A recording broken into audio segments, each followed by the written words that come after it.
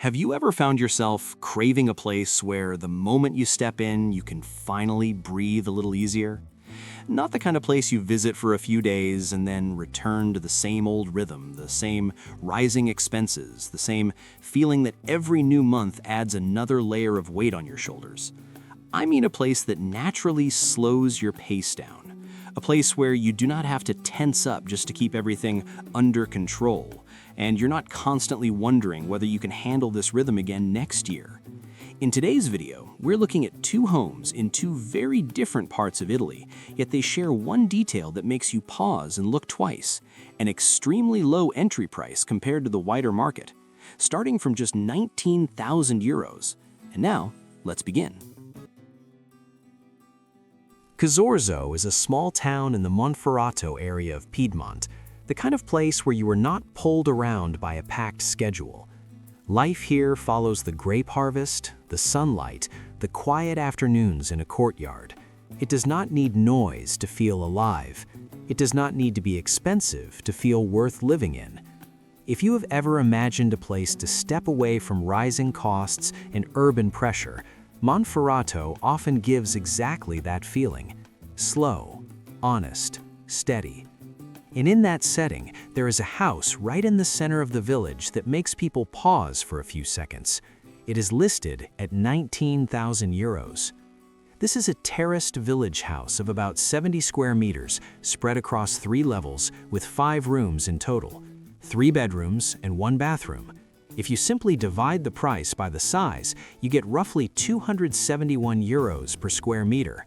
When you compare that to the wider Piedmont average of around 1,419 euros per square meter, the gap is clear.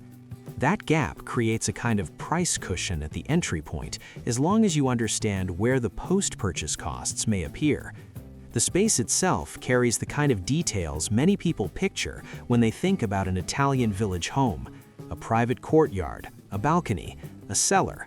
The listing also mentions a taverna, along with a private garage and an additional parking space in a shared area.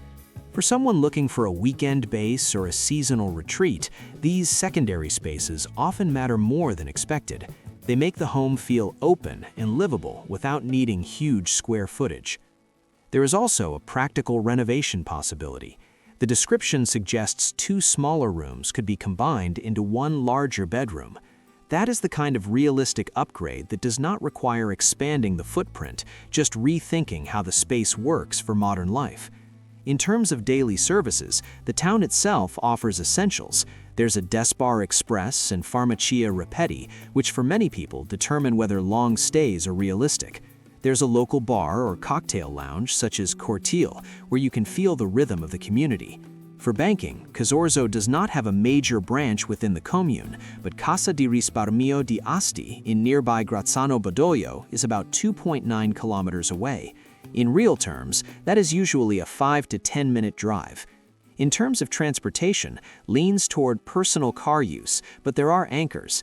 There's a bus stop called Casorzo Paese that connects regionally. The closer train station is in Casale Monferrato, about 20.2 kilometers away, typically 25 to 35 minutes by car, depending on the route. Ospedale Cardinal Messiah in Asti is about 22.2 kilometers, often around 30 to 40 minutes. Milan Malpensa Airport is 96.5 kilometers, which usually means between 1 hour 15 and 1 hour 40 minutes, depending on traffic. For someone considering a weekend home, these distances are not barriers, as long as you are willing to trade some convenience for quiet. What adds to the lifestyle value are nearby destinations that fit a slower rhythm. Sacro Monte di Crea, a UNESCO site, is 13.3 kilometers away. Castello di Uviglie is roughly 12.5 kilometers. Golf Club Margara is 15.9 kilometers. These are not so close that they disturb daily life, but close enough to shape your weekends. A drive through the Monferrato hills, a cultural stop, then back to your own small courtyard. Of course, at 19,000 euros, there are trade-offs. The house is listed as needing renovation and has been vacant for some time. The energy rating is Class G. In reality, renovation costs can easily exceed the purchase price. A lighter scenario might range from 28,000 to 42,000 euros. A more extensive renovation could reach 60,000 to 100,000 euros, not including energy upgrades that might range from 8,000 to 40,000 euros, depending on your goals. It is also wise to keep a reserve of 10 to 20,000 euros for the first 1 or 2 years to handle things that only appear after you move in. Moisture in the cellar, roof work, electrical or plumbing adjustments, ventilation. And it is important to review documentation carefully before making structural changes. But when you place all of this together, the house can still make sense for the right person. If you see it as a slow living project, renovated at your own pace, a place to return to on weekends, then the imperfections are not a shock, they are simply part of the plan. So here is a quiet question to keep with you. When you see a home like this in Monferrato, are you more afraid of the renovation, or are you more afraid of never giving yourself the chance to try a different rhythm of life? If Casorzo feels like quiet Monferrato countryside, then Campofiorito gives you a completely different color. This is Sicily, Mediterranean's light, a small town where life still revolves around the main square. Here, you are not buying a house to hide away. You are buying a balcony that looks down onto the main street, where the afternoon sun stretches across the rooftops and people still greet each other like they have for years. This apartment is right on Via Antonio Gramsci 161, in a central position. The asking price is 22,000 euros for about 113 square meters, which works out to roughly 195 euros per square meter. When you compare that to the local average in Campofiorito, around 309 euros per square meter, you are already noticeably below. And if you look wider, the province of Palermo averages about 1,307 euros per square meter, and Sicily overall around 1,168. At 195 per square meter, this sits very close to the bottom end of the segment.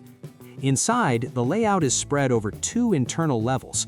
On the lower level, you have a circulation area, 1 bedroom with a balcony, a smaller bedroom, and a living room that also opens onto a balcony. Upstairs, there is the kitchen and a large terrace with a panoramic view over the town's main axis and the surrounding landscape. And honestly, that terrace is where the emotional value really shows. In the sub-25,000 euro range, having 2 balconies and a large terrace is a strong commercial plus. It's not just outdoor square meters, it's the kind of space that turns a property into a true second home. Morning coffee outside, dinner in the open air, watching the light change over the rooftops. In terms of daily services, within about 5 to 7 kilometers you have Farmacia Benenti, Ospedale dei Bianchi Vittorio Emanuele III, supermarkets, schools, and a Credit Agricole Italia branch. The distance to the sea is about 30.3 kilometers, a golf resort is around 31.8 kilometers, a ski area roughly 45.5 kilometers. Palermo Airport is about 50 kilometers away, usually close to an hour by car. So this is not an isolated village cut off from everything. It's a small town with reasonably solid connections to the rest of Sicily. The condition is listed as completely restored and habitable. However, the energy rating is Class G at 356.6 kilowatt-hours per square meter per year. That usually means higher heating costs and a possible need to upgrade windows or insulation. Window replacement might range from 8,000 to 15,000 euros. Insulation improvements could run from 10,000 to 25,000, depending on your target. A realistic reserve fund for the first 3 years might be 5,000 to 15,000 euros. Liquidity in this local market is not high. Campofiorito is a small municipality. Long-term rental demand is limited, and tourism is not a hot market. So this is not a quick flip opportunity. But for someone buying to live in or to keep as a second home, 195 euros per square meter creates a clear price buffer as long as you manage upgrade costs carefully.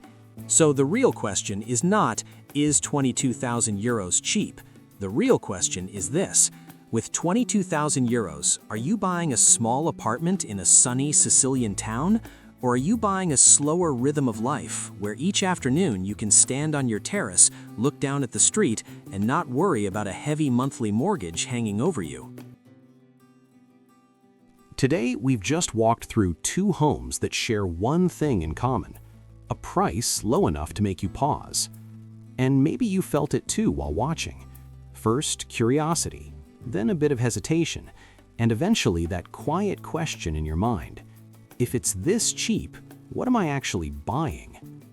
That's always the point we try to keep in every video. This isn't just about buying inexpensive property, it's about choosing a different way to live. There's a very clear line between owning to live and owning to carry a burden. Owning to live means the house becomes a place you return to, a place where things feel simpler, where running costs don't keep you awake at night. Owning to carry a burden is when you walk in because the entry price is attractive, but then you get pulled into an ongoing chain of upgrades, repairs, paperwork, energy improvements, and suddenly the house stops being a retreat and turns into a never-ending project.